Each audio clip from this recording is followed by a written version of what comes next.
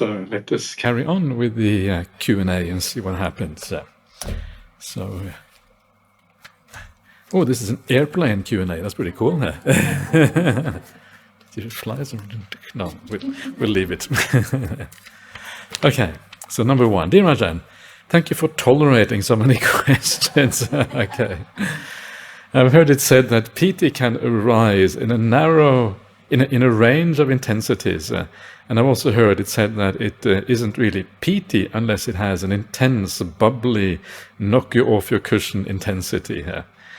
Okay, are both views right or only one? How does this apply to the step 5 of Anapanasati, which is way before the jhanas? So yes, Pīti comes in a large range, so that is exactly right. So it starts fairly early on. Yeah, you have the calm, the breath, the full breath, you calm down the breath, and then the joy starts to arise soon after that, or it can arise soon after that. That is the beginning of the Pīti, and it is kind of bubbly in the sense that it is like it feels like an energy or something, can feel like an energy moving through the body, like kind of wave, almost like a wave of kind of pleasure or something like that, going up or down or going. It's kind of be felt in numerous different ways, but it tends to be moving, and it tends to be this kind of energy going on, a very pleasant energy here.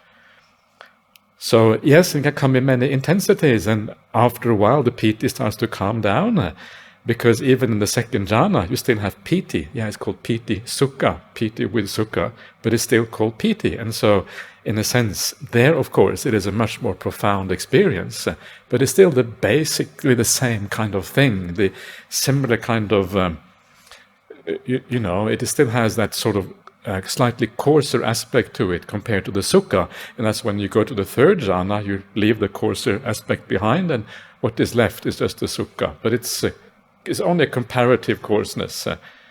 It is still very refined, and the second jhana, obviously, compared to what it is earlier on. Knock you off your feet cushion intensity. Well, that really depends on, how used you are to these things. For someone like Ajahn Brahmali, who practices, kind of goes into deep jhanas quite easily, that ordinary Pīti would not be all that interesting, because your interest is in something much higher, something far more pleasant. But if you come from an ordinary mind, and you then have this Pīti, of course, yes, it may knock you off your feet if it is fairly intense. So it depends on the person. It's interesting, we saw someone like Eckhart Tolle. He talks about his awakening experiences. And I don't believe for a moment it is anything like awakening from a Buddhist point of view. He obviously had something, the mind somehow came, maybe a samadhi experience, something like that. But he was very depressed apparently before that. And of course, if you go from being very depressed and suddenly turning around to experiencing a very powerful state of joy, it's going to be very, very powerful, because the gap between these two states is so enormous. So often it depends what your starting point is. So that is kind of, so whether it knocks you off your feet, then if you're depressed, surely it's going to knock you off your feet. But if you are a jhana attainer, it's not going to, okay, whatever is kind of, it's not going to be that interesting. And that is kind of the point here. It's relative, as they say here. So, okay, so let's move on to the next one. We'll go for the airplane question. Dear Ajahn, I was reflecting on rebirth and was wondering if you could say a bit more on the following aspects. Even though many others were presumably practicing the fourth jhana at the time, the Buddha was the first to discover this super knowledge. Do you think it was an accident that he directed his mind in this way? The discovery must have been a real shock.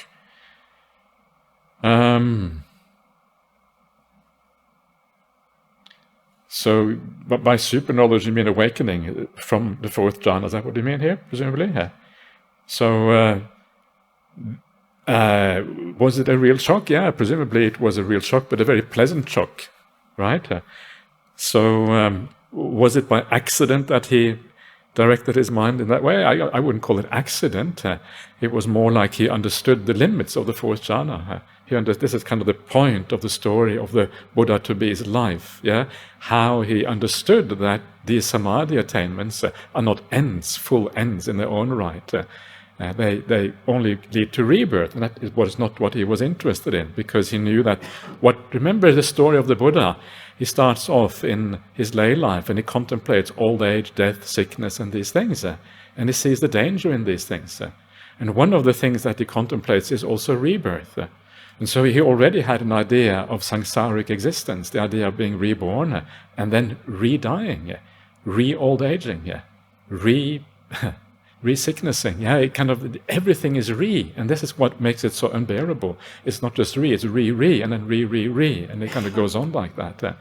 And so he already had this kind of vision, so he knew that the problem was this cyclic aspect. So if something took you to a rebirth in a certain realm, it was not really satisfactory. So he had some kind of insight there that these samadhi states, they are not final points. And maybe because other people took them to be the kind of the final goal of life, but he somehow understood that this is not the final goal. And I think what he did, and I think this is the difference between the Buddha and those previous ascetics, or Brahmanical ascetics, or whatever they were, was that when they came to this very powerful state, that this must be it, it's so powerful, and they didn't really investigate. So they kind of just accepted it because it was so attractive that you want it to be real. So your bias will kind of just take it as the real end of the journey. But the Buddha said that this is a samadhi attainment. It has a beginning and it has an end. If I say that this is a permanent essence, I'm adding to what actually the experience is. I'm adding some kind of assumption which isn't warranted by the experience itself. The experience has a beginning and end, so how can I say this is permanent? This is kind of where people go wrong. It's actually quite obvious when you think about it, but I think it's a very, very difficult leap to make. You have to be really sharp to see that, really inquisitive. And that is where the Buddha was different from everyone else. He really investigated everything. And so that's how he then was able to achieve his super knowledge, his ending of the rebirth, and actually achieve the goal that he set out to achieve when he left the house of life. That is kind of what it was about. So it's not really accidental, it's cause and conditions. He had all of those causes from the past. He was wise enough to understand what was going on here. After this first knowledge, he would presumably have recollected the teachings of the Buddha Kassapa, which would have given him confidence on his path, as well as right view. Why do you think this is not spoken about more?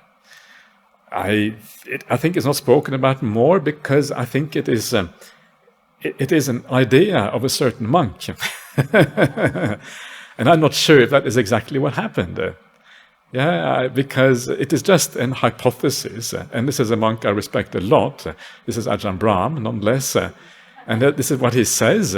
And he has an interesting point, and maybe that is what happened. But I am not so sure. I'm not entirely convinced. It is speculative. It's obviously not based on direct insight. These kind of things.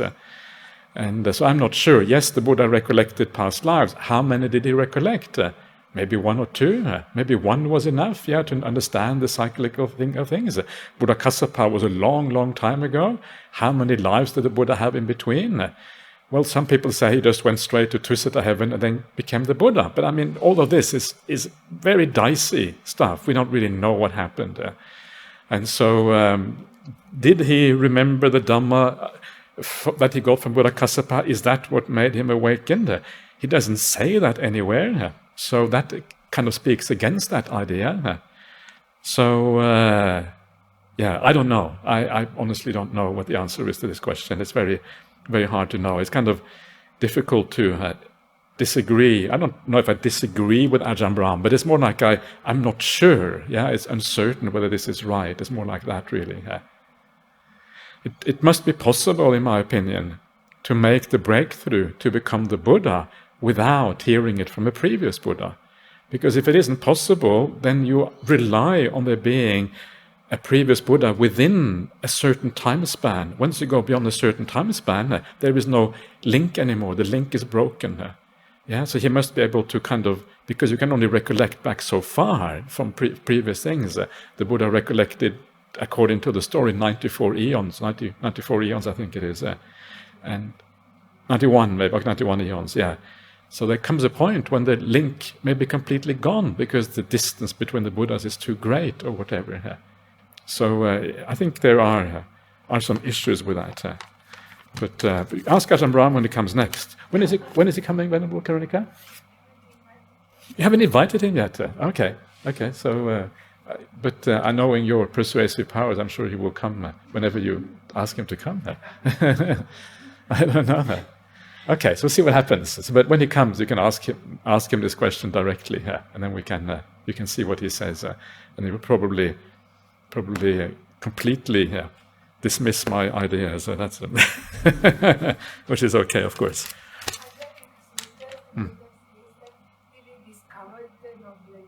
Yeah. Right. Yeah. Right. Yeah. Yeah, but it also says he has no teacher, right? Yeah. Oh, I don't disagree that he had Buddha Kassapa as a teacher in the past. I think that is quite possible. Yeah, what I mean is that he didn't recall before his awakening that experience, so that he knew the Four Noble Truths from remembering them from the previous Buddha. You see the difference? Yeah, so in other words, he didn't have that insight so much himself as recalling the teachings of the previous Buddha. Because in that case, did he discover the path or did he remember the path? Yeah, it becomes different. And he says to Upaka, I have no teacher. So these things are grey, yeah? There isn't any kind of, I think there's a lot of uncertainty there. So anyway, there's no need to have any final answer to these questions. They don't matter that much. Dear Ajahn, thank you for such inspiration. The doer is ready to give up the five senses. Okay, great. Yeah, let the doer go. Okay, no more doing. However, having reflected, it seems that intense periods of mental proliferation with some good times of peaceful meditation is because mindfulness is not as strong as I thought. How do you recommend establishing the quality of mindfulness required for anapanasati to take off? Many thanks. So we will come to this very soon in our suttas, but one of the most important ways is to start experiencing joy in the practice, because joy inherently makes you want to be present. If you have something that is really attractive, you want to be here, you don't want to be anywhere else, and that then causes the mindfulness to become powerful. So having this ability to develop joy in a practice is so important. And, to be able to do that, it matters enormously how you live your ordinary life. Do little things of kindness, small little things when you have the opportunity, and these things build up. And I'm sometimes surprised myself at how tiny little things can have an impact on the mind. Yeah, I was just the other day, I decided, well, actually everyone in there, all the monastics need water, so let me put out water for all the monastics. And actually it felt really nice to do that. Yeah, I'm not the senior monastic where everyone should look after. I also want to look after monastics. Yeah, because why? Because we shouldn't allow ourselves to be trapped by the hierarchies. Once you are trapped by the hierarchy, you are no longer able to make use of those small situations. And I felt really nice, to my three fellow monastics, you put this out, and it's kind of small, it's a tiny little thing, but it's amazing how that can have an impact on the mind. And so if you look for those opportunities in life, those tiny little opportunities, there are so many of them. Take them. Yeah, take them at any opportunity and see if you can give rise to some of that joy. And that will have enormous payback in your meditation practice. Then it comes back to you because you know that you're living well, you know you're doing all the right things, and it returns to you. And that is where mindfulness becomes really strong. So mindfulness and joy, these two things kind of build up together. The mindfulness, peace, and joy, they're like things that revolve around each other. And so the stronger and stronger and stronger, the more peaceful you are, becomes that mindfulness as you go along. So this is one way. I mean, there's two things to do, really. One is the attraction towards the present moment, the meditation object. That is one way of establishing mindfulness. The other one is the lack of interest in those things that take you away. A lack of interest in the world. That's mostly what it means, because that's what takes you out, away from mindfulness. So if you are not interested in the world, it makes it much easier. But if you think the world is really important, and your work is really important, and your family and all of these things are super duper important, you're going to think a lot about it. Why? Because the mind goes to what it thinks is important. But if you make the spiritual path the priority, that is what is really matters and really important, then you're not going to have that interest in the world. If you know that those problems in the world are insoluble anyway, there is no solution to those problems in the world, there's just more problems behind this one, we get excited every time we find a solution until we discover there's another problem behind it. And it goes on and on like that until you die, basically. So now is the time to stop worrying about those problems, because otherwise it never stops. It's easy to say and not always so easy to do, but it has to do with where you find meaning, where you find purpose, where you find what really matters. That's what this has to do with. So you need to change that perspective. Actually, where the world has been like this for eons, you can't really change that world. You can do good to help a few people, but the general tendency of the world is basically to go down the same track. Look at history, that history is going to continue. We live in this age where, because our society has developed in a kind of direction towards more technology, better understanding of nature through science, because it's been going like that for a few thousand years.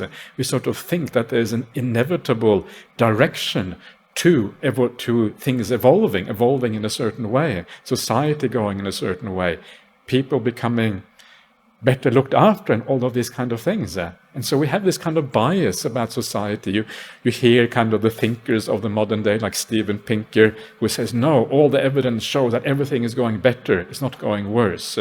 And everything is geared to this idea that things are moving in a certain direction towards better.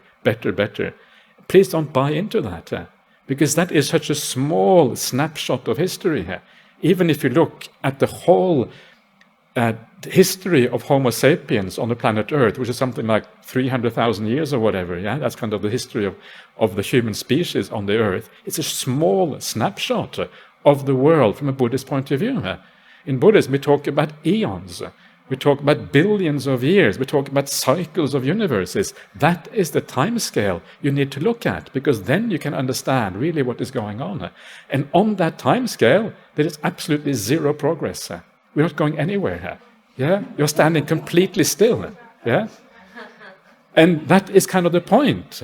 So we have been here before, we're doing it again. So and this is kind of one of those things I like, is to think about time, not from a linear perspective, that we're starting somewhere and going somewhere, but from a cyclical perspective. And once you think of time from a cyclical perspective, then the whole idea of the world is not interesting anymore, because it just goes round and round and round. It doesn't go anywhere. That doesn't mean we should be callous. That doesn't mean we shouldn't care. Of course we should care. It just means that we have the larger view in mind as we care, as we practice this life. So all of this helps you with mindfulness, because it allows you to focus on what actually matters, and it doesn't kind of brings the mind to the spiritual path.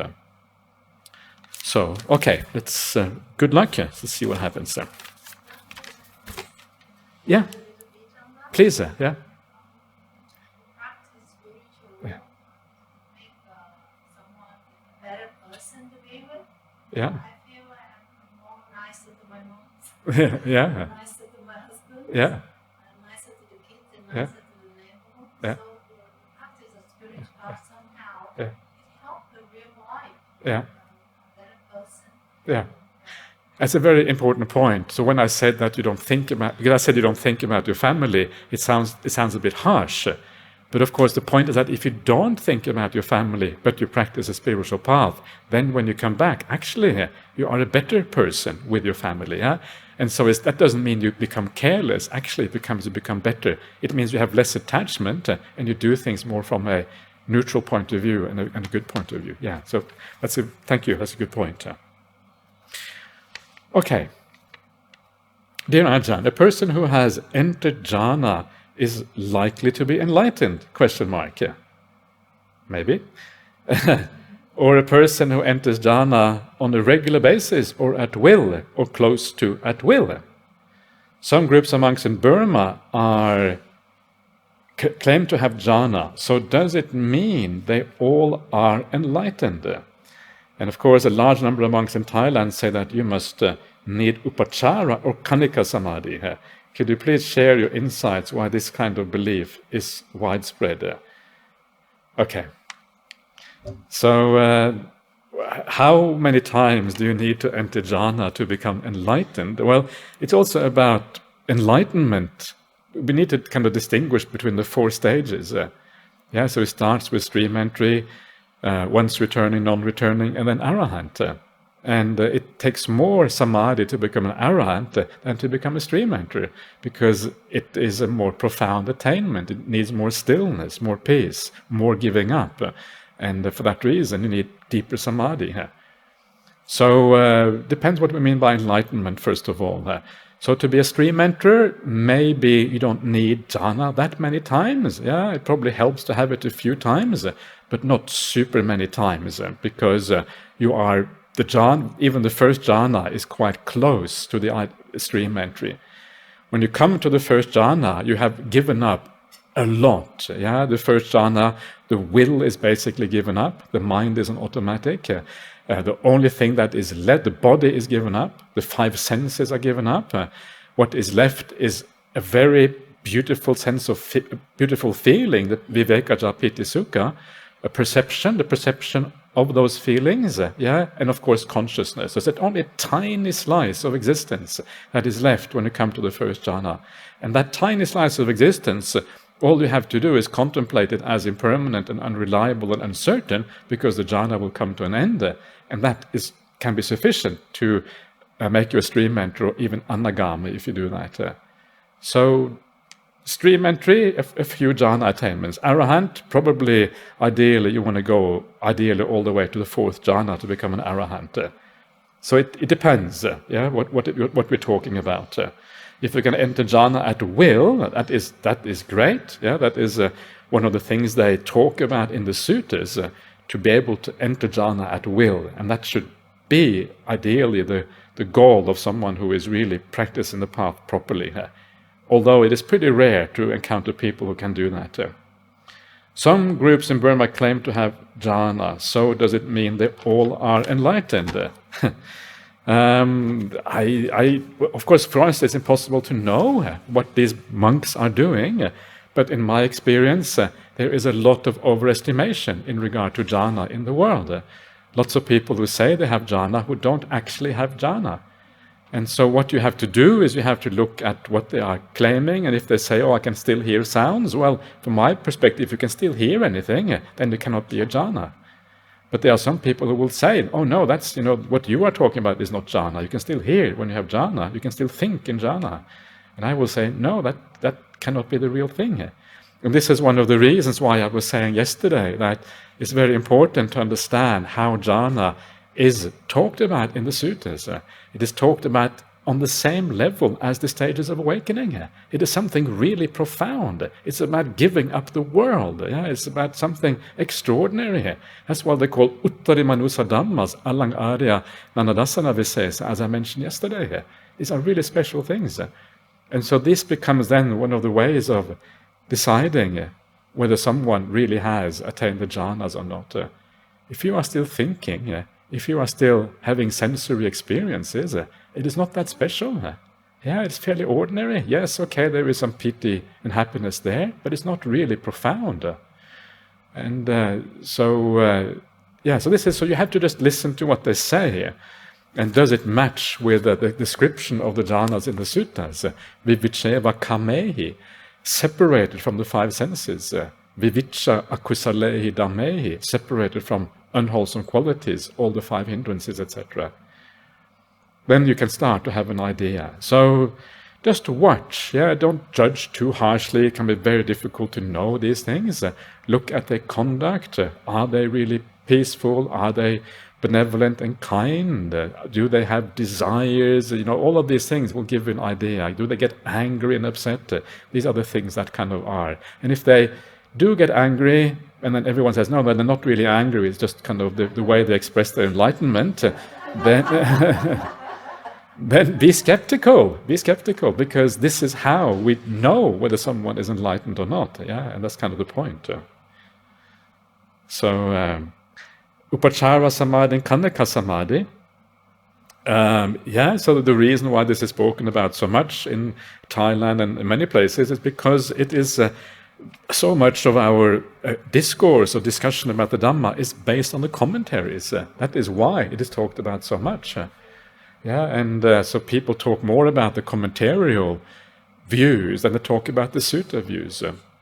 Very often people start by learning, in Burma, you start by learning everything except the suttas. First you learn the Visuddhimagga and the Abhidhamma, then you learn the Abhidhammata Sangaha, you learn all kind of booklets and things, and if you're lucky, if you ever get to the suttas. And by the time you got to the suttas, you're so brainwashed by the other stuff, you can't really see what's there. This is the problem, and this is why it can be so hard. So read the suttas first, and then you will have a little bit more of a neutral ground for deciding whether the commentaries are trustworthy or not. Dear Rupa? What have caused, or what did cause that popular ideas of reading commentaries and Abhidhamma instead of the suttas? It's the same thing that causes you to listen to Ajahn Brahma. It's the same, because this is it. It is the same thing, right? Because Ajahn Brahm is a commentary. I'm not saying you should not listen to Ajahn Brahm. Please listen to him, but it's the same general trend. Thank you. And Karunika. The earlier point of the question, is it possible to mention what the Buddha said about the 4 types of people? The Sukha Patipada, Kippa Vinya, Sukha Patipada, Danda Vinya. Right. The difference is the amount of spiritual faculties developed, how developed the spiritual faculties are, how strong or weak the defilements are. So depending on that, some people might, with 1 or 2 jhana experience, get quite far, and others might experience jhana so many times and not continue through. That's a nice sutta in the Anguttara 4s about Kippa Vinya means quick awakening. And Danda Vinya is slow awakening here. And then there's Dukkha Patipada and Sukha Patipada, the happy path and the suffering path. If you have a lot of defilements, it's going to be Dukkha Patipada. That's the problem. And then you have the Kippa Vinya is when you have strong 5 faculties. Thank you for that. That is a very nice sutta.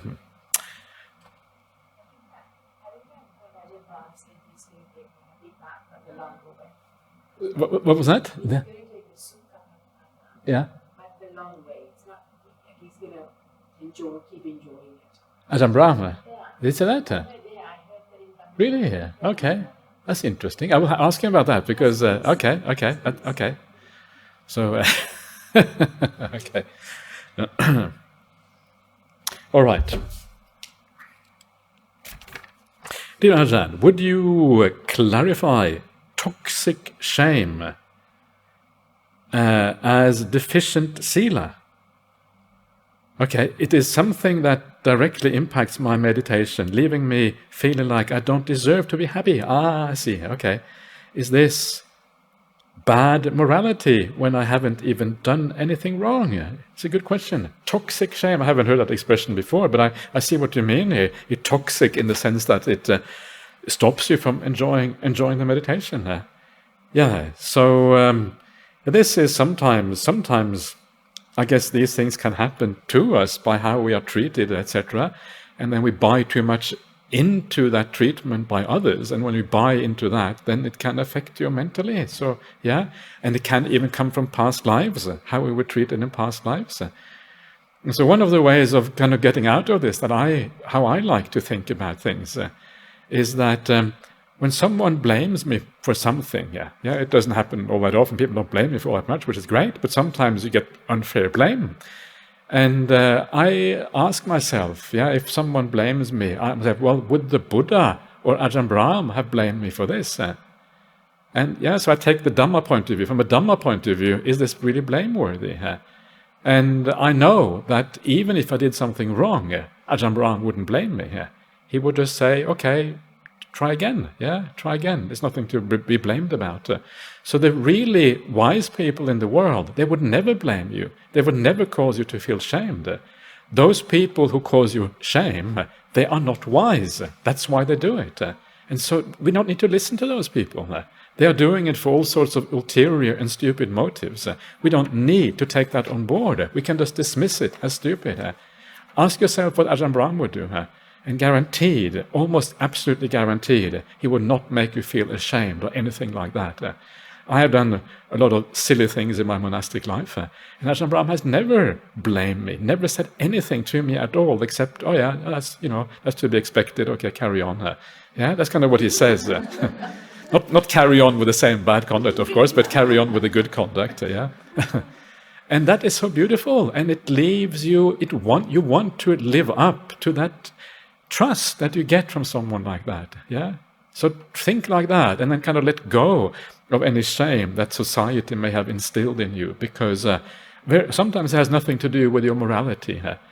However, if you do purify your mind even further to the point where you do have compassion and metta for everyone, so you actually do improve your morality even further, that will probably, actually quite definitely, it will reduce any kind of shame you have, because you start to feel, you know that you're a good person. You have no doubt at all anymore if you have metta and you never get upset with anyone.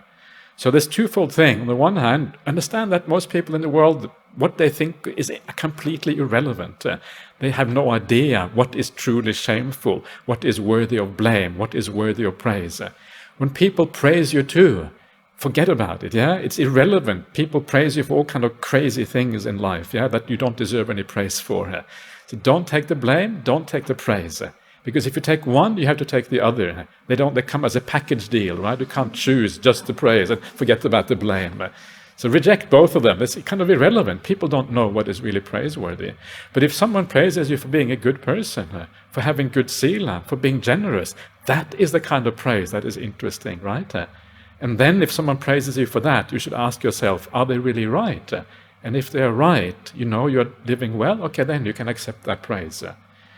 So that is kind of the idea here. So see if you can go beyond this by thinking in something like that. And then hopefully you can overcome this. All right.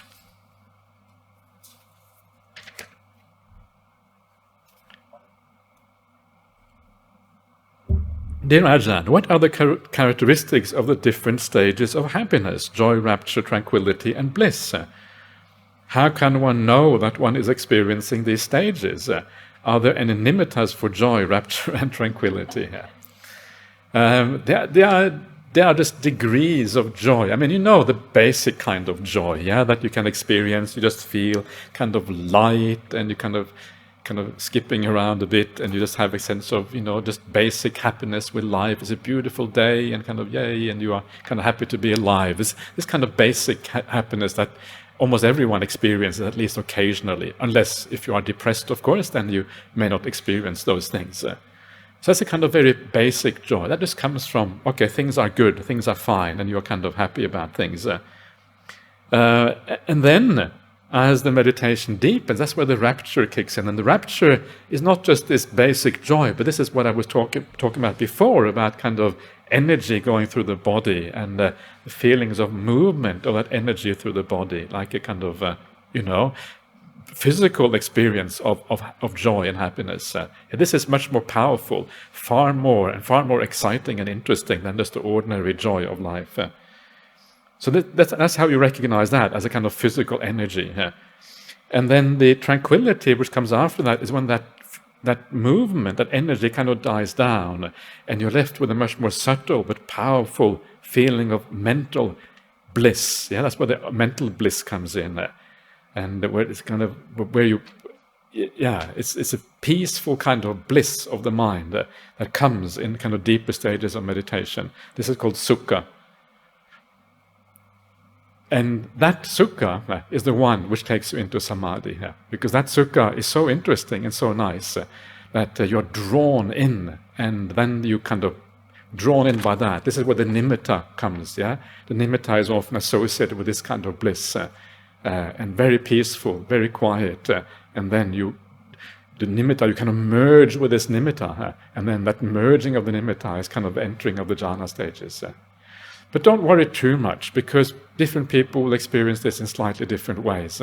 The way we understand the world depends on our background, our perceptions, how we've been brought up, all of these kind of things.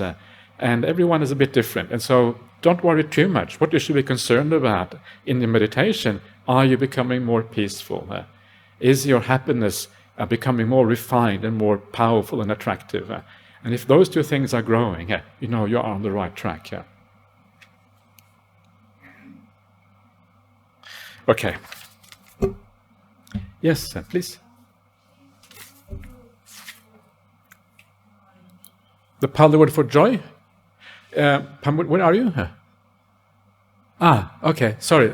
Gillian, okay, sorry. I apologize. Yeah. Okay, yes, the Pali word for joy would use it. I mean, it depends on the translator, because different people translate different words as joy. This is the problem. But I think Bhante Sujato translates the word pamujja as joy here. So there's pamujja, pīti, and sukha, 3 different stages. Tranquility is also in there. So the sequence is pamujja, pīti, passaddhi, sukha, samadhi. That's the sequence. Okay. Dear Ajahn, thank you very much for your wonderful teachings. Thank you for saying that. I'm glad to hear that. In today's talk, you mentioned that after first jhana, you can attain stream entry. Can you please explain this a bit more? In that situation, do we have to practice more vipassana? Okay, so sometimes it is quite automatic. Yes, stream entry kind of happens after a jhana experience, because most of you know enough Dhamma. You know that, 5 khandhas are empty, and so your mind kind of automatically sees it after first jhana. You don't really have to try very hard to try practicing vipassana.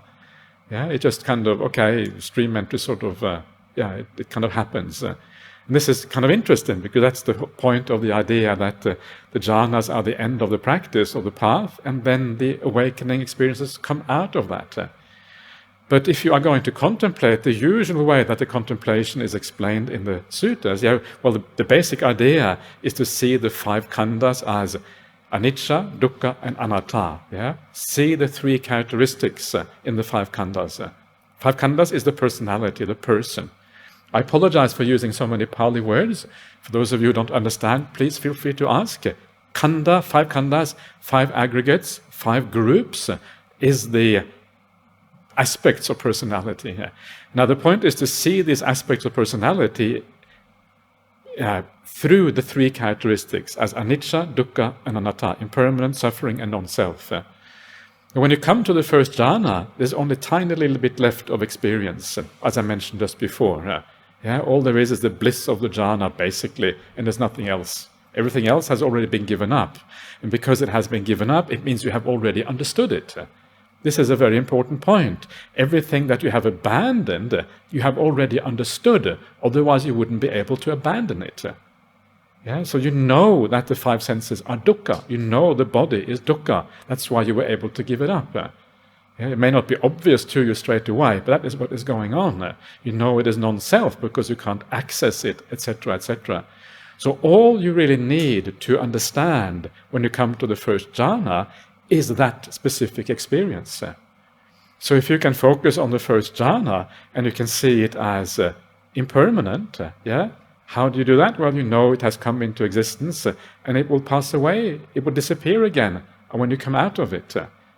Can you control it? Well, you can only control it to the extent that you know the Dhamma, but if you get reborn without Dhamma, you won't be able to control it, you won't be able to achieve it. And even if you know the Dhamma, still you can't really control it. It happens according to cause and conditions, depending on whether they are there or not.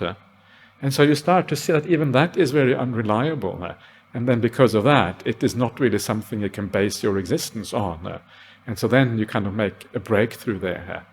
So that is kind of a little bit of vipassana, if you like. You can do at the end of a jhana experience, understand the inability, understanding the jhana in terms of the three characteristics. And especially that you can't control it. These are the two ways talked about in the suttas. You find it in Mahamalonkya Sutta, Majjhima 64, and in the Attakanagara Sutta, I think, Majjhima 52, something like that. Okay.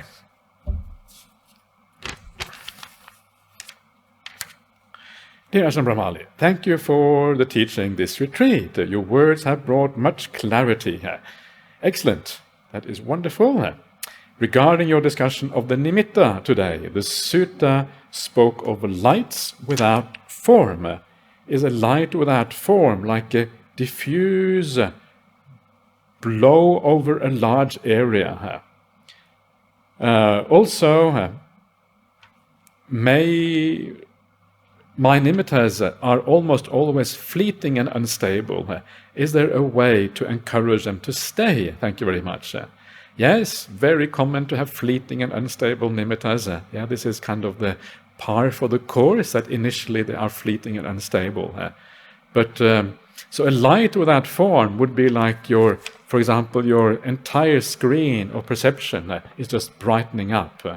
This is part of what happens anyway when you meditation goes deeper. You feel the mind is brightening up, and sometimes it can appear like just your entire visual, whatever you see in your mind's eye is kind of just bright, but there's no particular shape to it. There's nothing you can kind of hold on to, or you can't really focus on it so clearly, because it's just light without any shape. That is one way that this happens. And so ideally you want to kind of then bring the form into that to make it more easy to focus very sharply on. So the reason why they are fleeting and unstable, what you want to do is you want to build up a bit more momentum before moving on to those nimittas. So you want to build up more joy, you want to build up more peace, and if the joy and peace are more profound, then the nimittas are going to be more stable. So keep on building it up before you move your attention to the nimittas. And then when you move your attention to them, you kind of allow them to be there, flickering on and off, but you don't take them very seriously. It's okay, whatever nimitta. Let me just stay with the breath for now and with the joy, and make it deeper and deeper. And then eventually the nimitta comes, and it's much more powerful and stable. So it's like the nimitta is there, but you don't make anything out of it until it is more powerful. And that is really, I think, the best way of dealing with it. All right. There are so many questions, so going a little bit faster. Hi Ajahn, how do young monks and nuns manage lust? How can a layperson apply it to their own life? Thank you. So the ways of managing these things there's a number of things that you can do, and one of the classical ways is like to do the 31 parts of the body, and of course what you will discover is that actually is quite powerful. If you do that, it's almost impossible to have lust at the same time, because you see the body in a way where it's very hard to be attracted by it. But it doesn't usually last. It lasts for a short while, then it's gone again, and then it makes it more difficult to deal with. And so you need a kind of more long-term strategy to overcome these things. And one of the best ways, to my mind, is to kind of overcome the whole interest in the five-sense realm. Understand that the five-sense realm is problematic. And so you reject that whole idea of relationships, of the world in general, all of these kind of things. And with that also goes, at least some of that desire disappears at the same time. And then what happens is that if you are able to get that view of the world, well, the world is no longer interesting, is that lust can still arise, but it doesn't have the same hold over the mind anymore. It becomes less interesting. It's like, okay, it's there, but you know it is not really fundamentally interesting, and so you just allow it to disappear, and then it goes again after a short while. You don't buy into it so much. But in ordinary life, if you take the ordinary life, the five sense world, to be what is interesting, then these kind of desires are going to be very important, and you buy into them very easily, and that will, end up with whatever it is that you do as a consequence. So monastic life, again, is about moving the mind away from an interest in the world. Understand that relationships and all of these things the whole thing is not as interesting as we think it is. The spiritual path is what really matters. Okay, you can have a relationship, and in lay life, it's fair enough. But then you incorporate that relationship into the spiritual path, and that is where it becomes really, really interesting. So I would say for lay people, I would not be so concerned with these kind of desires, because they are more natural in lay life. They're kind of part of that life. And I think for monastics, you don't have any choice. You have to deal with it. But for lay people, actually, that's part of life. And, if there is some lust and desire, don't worry too much. Of course, on a retreat like this, you don't want to kind of avoid having too much of it, because it's very kind of distracting. But in general, I would not be too concerned about that. Much more important to overcome ill will, because ill will is much more destructive as well. So don't try to be too much of a monastic if you are a lay person, because basically I think it is just too difficult to do that. So find a nice middle way there somewhere.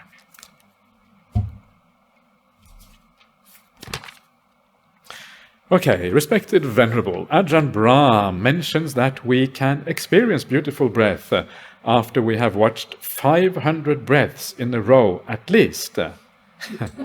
Does he say that? Okay, okay. There are many things I don't know about that he has said. Okay.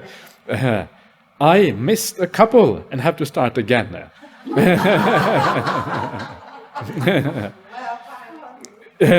Wow, okay. You counted them. That's pretty impressive. Okay. So question 1, how not to lose focus and keep attention continuously on the breath? Okay. So, all right, I can't remember Ajahn Brahm saying. Maybe he has said so many things, and sometimes he regrets the things that he has said. So I'm not sure what this means. But so how not to lose focus is, again, it's this idea that you have to find the breath attractive. This is kind of the trick. And you have to find non-breath, other things, unattractive. And by doing these two things together, then it starts to work. So what is attractive by the breath? Well, one thing that is attractive, maybe you know in the past that the breath has been a very powerful vehicle for you. So the breath is a natural thing that you are attracted to because of that. Or you are able to see the beauty in the breath. The breath is peaceful. The breath gives rise to bliss and all of these kind of things. So you see the things with the breath. The breath is a simple thing. The mind doesn't have to be distracted into all these stupid things in the world. You start to uncover, you have focused on, you have reflected on the qualities of the breath that makes the breath attractive in the past. And so next time you come to the breath meditation, you know what to look for, and then you enjoy it. And you then also reflect on why other things are kind of irrelevant and not really interesting. And this is what I've talked about quite a bit already, about not taking an interest in the world, because the world just, again, is not that interesting here. Question number 2. You suggested method of counting the breath in the last retreat. Could you please tell again? Many thanks. So counting the breath is a method that is found in the Visuddhimagga. And because they give, Visuddhimagga, as always, gives more details on the various kind of meditation techniques. So metta, for example, is explained in quite a bit of detail in the Visuddhimagga. The breath meditation is also explained there in more detail. And they suggest counting. And this has become quite a common way of doing breath meditation in Theravada circles around the world, precisely because it comes from the Visuddhimagga, which is the #1 manual for meditation for many Theravadins. And so that can be done in many ways. And sometimes they talk about, count the breath up to 10, then to 9, to 8, to 6, to 5, and then maybe up again to 10, and these kind of things. That's kind of what the suggestion's done there. Because to be able to do that, you have to have quite a clear mind, You can try it and see for yourself, and you will see that it takes more clarity. Otherwise, if you do breath meditation, actually you can be quite dull without really realizing it sometimes. The breath is kind of there, but not really sharply. But the moment you count, that's when you find out how much mindfulness you have. The downside of that technique is that sometimes you use too much force. Instead of waiting for the mind to become clear on its own, you are almost like forcing clarity to it by counting the breath. So one way of avoiding that is that you can start out by just relaxing and just kind of bringing some peace to the mind, and then after a while you can start counting when you feel the mind is ready for that. So you do things kind of in the right, using the right kind of process, so you don't end up becoming tense or stressed or feeling discomfort or anything like that. So counting the breath is one possibility, usually up to 10, and then you change how far you go, so then to 9, 8, that needs even more mindfulness when you do it that way. Something like that.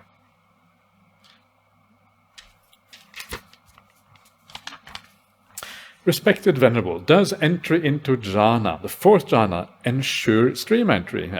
Are there any stream enterers among monastics? Thank you. Does it ensure stream entry? Well, if you are a Buddhist, and a Buddhist who has right view, not a Buddhist with wrong view, because there's lots of Buddhists with wrong view. They are almost as if they belong to other religions. Then I would say it is very, very likely, if you go to the fourth jhana, that you will be a stream enterer. You will become a stream enterer somewhere on the way through the jhanas, before you reach the fourth jhana even. So I would say very, very likely. Are there any stream enterers amongst monastics? I think so. I would be willing to place some very, I would say there are stream enterers among monastics. How many? Maybe not many. Maybe fewer than you think. But how many stream enterers do I know personally, or do I think I know? No, I'm not going to say anything. But you will obviously have some idea of who I'm thinking of when I say these things. There's some very obvious examples. So, what about among the nuns? Are there any stream enterers among the nuns? Not sure. Yeah. Not allowed to say. Okay. Yeah. Yeah. Okay. Okay. Yeah. You can't say for yourself. You can say kind of, in general. Yeah. So, but anyway, I know there's some very good nuns, and I know some nuns who get really good meditation, and so even if they're not stream enterers, they are certainly worthy of respect, and some of them may very well be stream enterers for all that I know. So there are stream enterers out there, but there's also a lot of fake stream enterers in the world, just like there are lots of fake jhana attainers, and so these things are uncertain. To me, the most important thing is not how many there are, but that the path is still there. There are still areas. The path is still open. The path still works. That is the most important thing. One of the most damaging ideas that you find in the world is the idea that it is impossible to become an Arya in the present day. That is really damaging, because that means you don't try anymore. That means you're going to wait till Maitreya. And by the time Maitreya comes around, you are probably in the animal realm, incapable of understanding anything, and you are a lost cause. And this is one of the points that I always like to make. People think that if Maitreya is in the world, they will become the disciple of Maitreya. But chances are you won't even recognize Maitreya when Maitreya comes into the world. How will you know? If you go into Sydney and if someone comes down the street and says, "I'm enlightened, follow me," what are you going to do? Are you going to follow that person? Absolutely not. That's the last person you're going to follow. And this is exactly what happened to Upaka in the Aryapariyesana Sutta. He sees the Buddha and says, "Wow, this person is impressive. What happened to you? You look very your faculties are very clear. Yeah, what happened to you? And the Buddha says, and who is your teacher? But I have no teacher. I'm perfectly self-awakened. Yeah. And he says, sure, yeah, sure you are. And then he kind of walks off in the wrong direction. This is kind of basically the story here. So it's very, very hard to recognize the Buddha, especially for us. It is kind of easy because Buddhism is a massive religion in the world, and so it's very easy to take it seriously because of that. But if it's like a small group of people or a single person, the chances of you recognizing the Buddha is very, very small. So this is delusion, high delusion, to think that now in the future you will become a disciple of the Maitreya. If you can't even recognize that there are areas now, how are you going to recognize Maitreya in the future?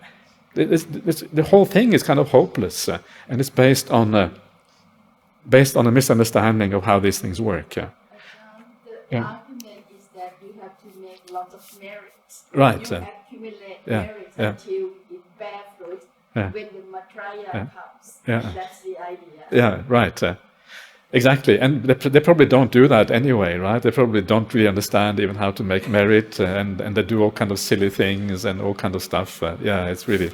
Yeah, okay, fair enough. So there's a little bit of practice there. Yeah, anyway, so... Okay, let's go on to the next one. Please, fill in here. Yeah. Joel, okay. Yeah. Okay. So stream entry. Okay, so sotapanna, right? So that's a good question. And the answer is that at that moment, you internalize the Noble Eightfold Path. You know the Noble Eightfold Path. And because you know it, and because you kind of become the Noble Eightfold Path, it means that you have to practice it. You have no choice anymore. So you have entered the stream of the Dhamma. Now you will become enlightened whether you want to or not. The stream of the Dhamma will carry you all the way to the goal. And that's why it's stream entry. You have entered that stream. You have struggled all your life against the stream. That's the beginning of the life. We talk about going against the stream of craving. You struggle and struggle going against the stream, and eventually you come to the mountaintop. On the other side, there's another stream going down, and that is the stream to awakening. That's the stream entry. You enter that stream, and you sail, down to awakening, surfing on the wave. That's the idea there. Yeah. Distinction is just people translating in different ways there. Okay, Ajahn Brahmali makes the distinction between the Sotapatipala Patipanno person, the one who is practicing for the fruit of stream entry, and the one who has achieved the fruit. So they are called Dhammanusari, Sadanusari, and then there's a Sotapanna. Just translations. Does it? In a different context or same context? Ajahn Brahmali usually uses the word stream winner, and Bhikkhu Bodhi usually uses stream enterer. The problem is it's so confusing because different people translate in different ways. But Dhammanusari is the Dhamma follower, and the faith follower is the Sadanusari, and that is the initial stage, and that is when you are guaranteed to become a stream enterer within this life. So the one who is practicing for the fruit of stream entry, and then the stream enterer. And those are usually the two distinctions there. Yeah.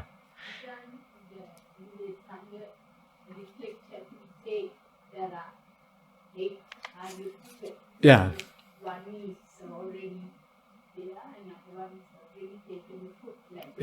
Yeah. Exactly. One is practicing for the fruit, and one has achieved the fruit. Yeah. And then times 4. Yeah. Exactly. Yeah. Gillian, please.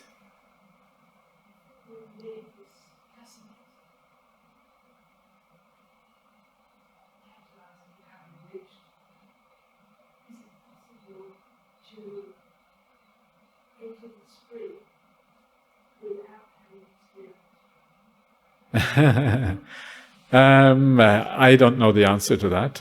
Maybe it is possible. It's not. It doesn't say anywhere in the sutta that it is actually impossible. It doesn't say netang tanang vijjati, which means it is impossible. But what it does say, and this is the sutta we were looking at the other day, it says that the proximate cause, or what is the word that Sunyata uses again? What does he use?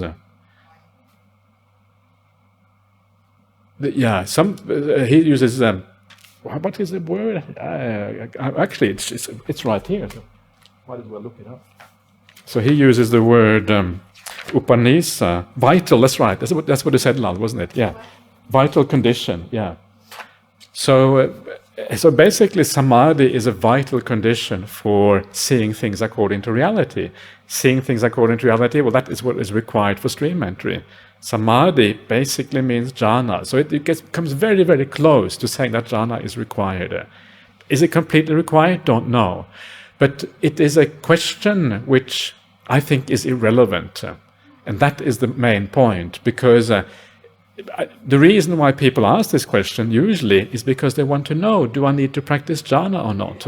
That is already the wrong way of thinking. Yeah, I know, Jillian, you're not thinking that. Yeah. Okay. All right. Yeah. That's okay.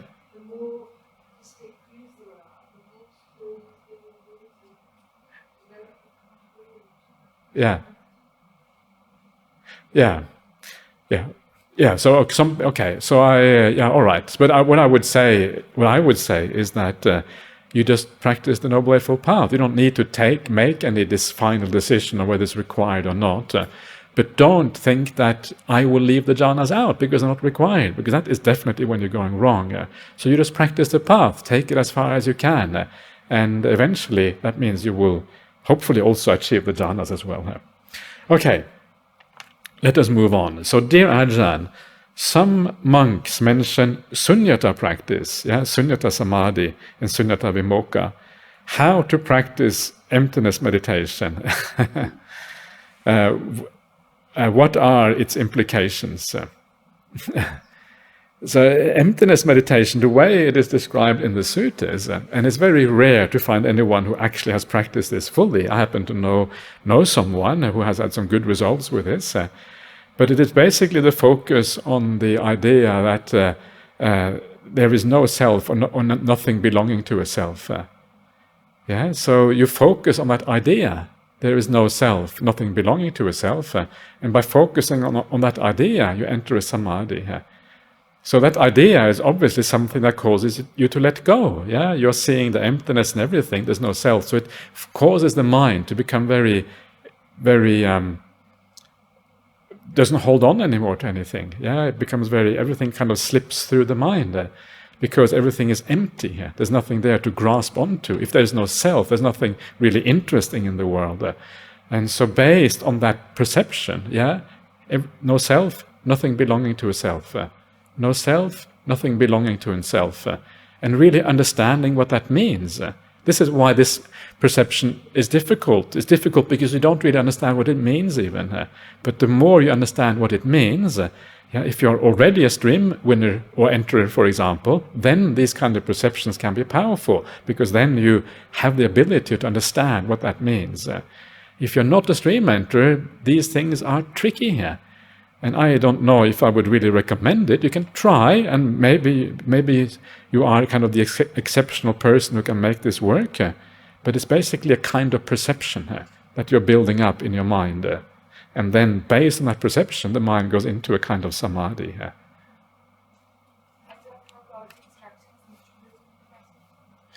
So that is very nice. That's a little bit different, I would say, but it's certainly very nice instructions there.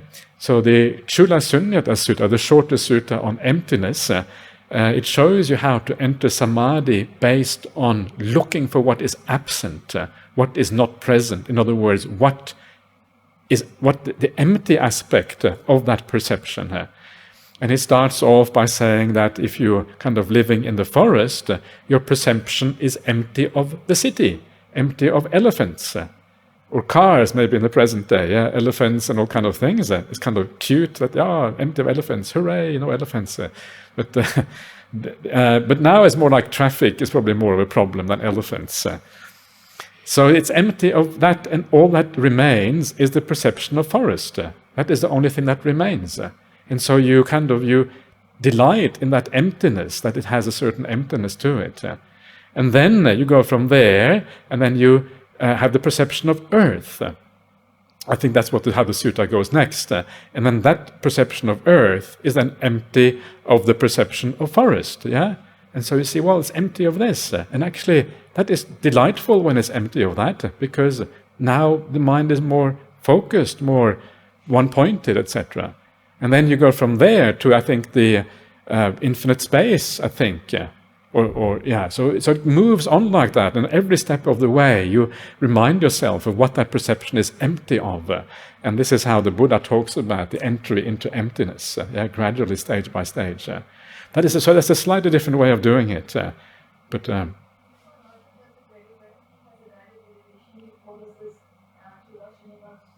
Who is this?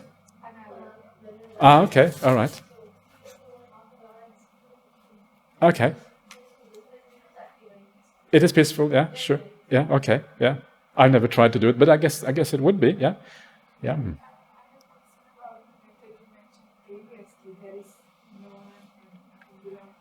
Yeah.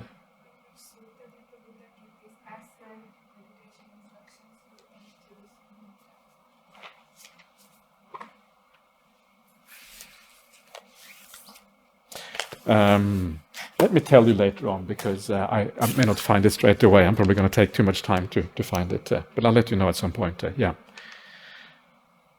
Okay, so let us move on.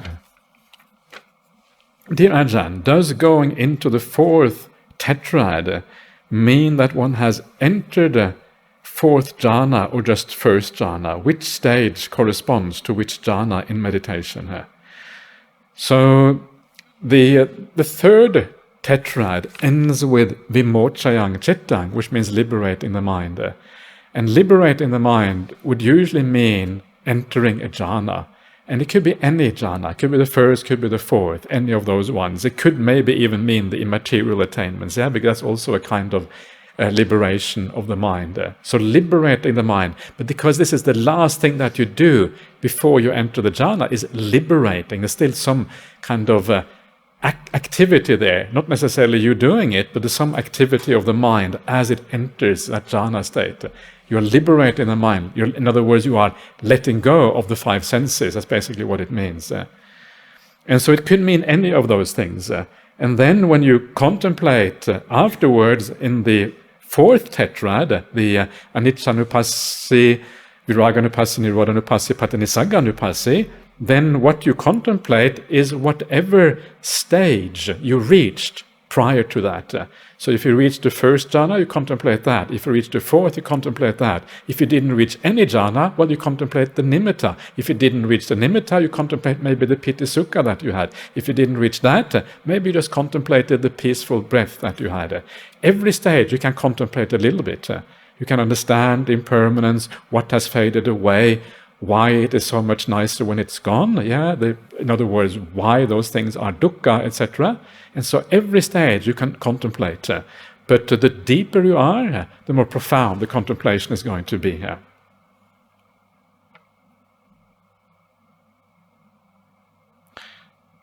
So there isn't any absolute correspondence there. There's no correspondence. It kind of stops with jhana, and then it can refer to any jhana, but it doesn't. There's no. It doesn't distinguish between which jhanas in the Anapanasati Sutta.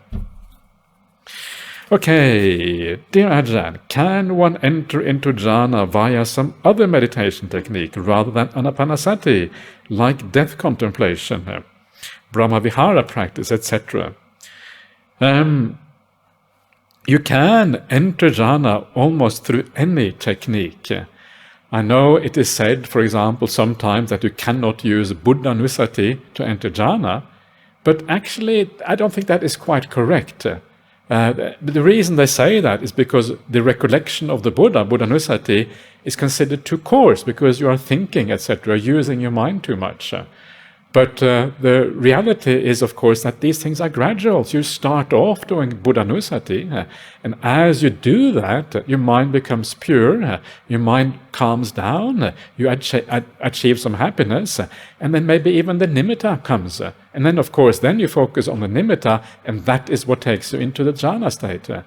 So it's not the, and this is kind of how it works with all the meditation techniques. Does the breath take you all the way to jhana? Well, only if that breath is accompanied by bliss, accompanied by the nimitta, etc., does it actually work. So, even in that case, it is more complicated than it seems. And so all of these meditation techniques, they get you started. And then death meditation can make you incredibly peaceful. It may give rise to joy, because you're letting go of everything. So yes, joy can happen during death contemplation. One of the ways that I like to think about death is that when you die and you are out of this world, quite likely you will have a lot of gratitude to all the people in the world. You will think, thank you for supporting me. Now I can have a nice death because of all the Dhamma that I have learned, and you can really enjoy the dying experience. And that enjoyment of that can give rise to Pīti Sukha as you are dying. And so death meditation can also take you a long way towards jhana. Brahma Viharas, obviously, because Brahma Viharas are geared towards these lofty experiences of joy and happiness. So all of these things are tools, but you need to go through those mental qualities talked about in the Cetana Karaniya Sutta, Pamujja, Pīti, Passaddhi, Sukha, Samadhi, those things are required all the time. And you probably also need to use the nimitta as part and parcel of the practice. So as long as you understand the path, then all of these things can be the things that get that going, and then it takes you all the way, if you know what I mean.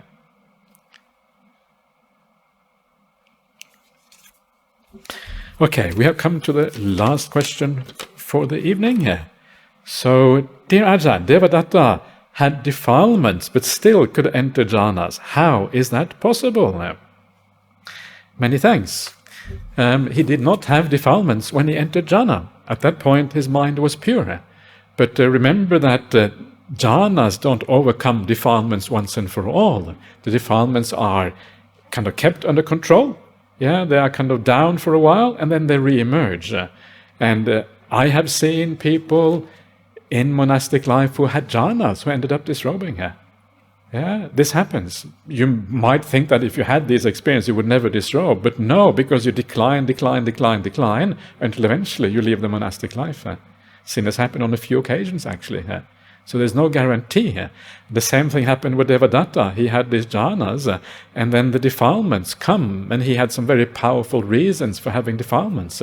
He had the king who supported him, right? So he got very conceited and very arrogant, and he thought that he could take over from the Buddha and all of these kind of things. And so these defilements are very tricky here, and unless you eliminate them altogether, they have a tendency to come back again. So this is what is going on there. Okay, everyone, any last questions? Any further things anyone would like to say here? Everyone happy? Yeah, okay, you're happy. Venerable Nirodha? Yeah. To the jhanas and defilements, one of the recent cases, some time ago, was Ajahn Brahmali, who was a very profound jhana meditator. And yet, look what happened to him. So it's not a guarantee to enlightenment. It's a mean to enlightenment if you have the wisdom and go in the right direction. But if you remain on the jhana, then only can become very conceited. Here is a classic example where it goes really, really wrong. And he was an incredibly charismatic person, and he drew in these large crowds, and it turned out to be not be the real thing. So so that's kind of problematic. So